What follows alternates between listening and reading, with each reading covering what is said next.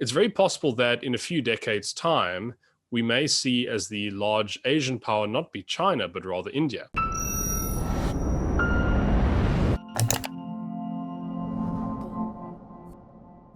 China is experiencing a demographic crisis. The population is in rapid decline.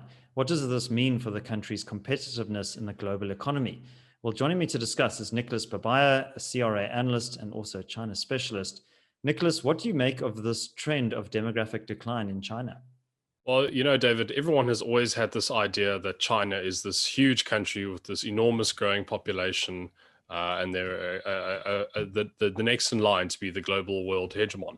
But the fact of the matter is that China has really benefited in the past couple of decades from having a large segment of its population being in the working age. This is what some people sometimes call the demographic dividend. However, one of the issues with this is that when people retire, unlike when they enter the workplace and their salaries tend to go up very gradually, retirement is something that happens suddenly as you reach a certain age. And what's going to happen now is this cohort of people that China has had throughout the 80s, 90s, and 2000s is suddenly getting older, and China now finds itself with an aging population.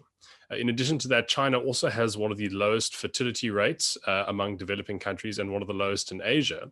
And so you have a number of problems, all contributing to this demographic crisis that the country now is faced with. This is not even to mention that the one-child policy has certainly had some effects of this, but a lot of it is also natural. As people become wealthier, as countries develop, people tend to have fewer children.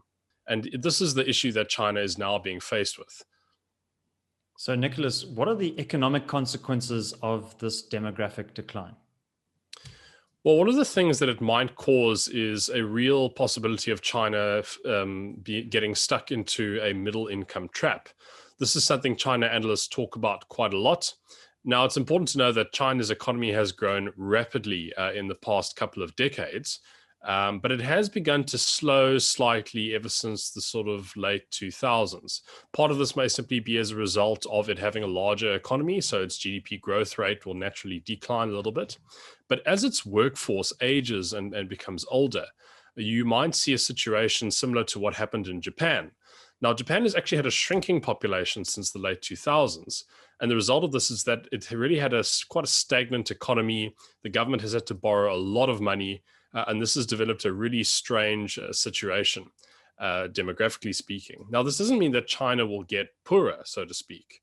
But the important point to understand here is that it'll be very difficult for China to get out of this middle income trap and get into a range of GDP per capita similar to countries like Western Europe that are in Western Europe and North America. If China's fertility rate stays low, it might simply not have the manpower and its dependency ratio might be too high. So this is one of the economic consequences of this. And naturally, this is going to have widespread geopolitical and economic effects on the region, in the decades to come. So, Nick, let's explore the geopolitics for a moment. Are there any other countries that could be challenging China's dominance, particularly in Asia, and taking advantage of this decline in the population of China and perhaps its declining competitiveness as well?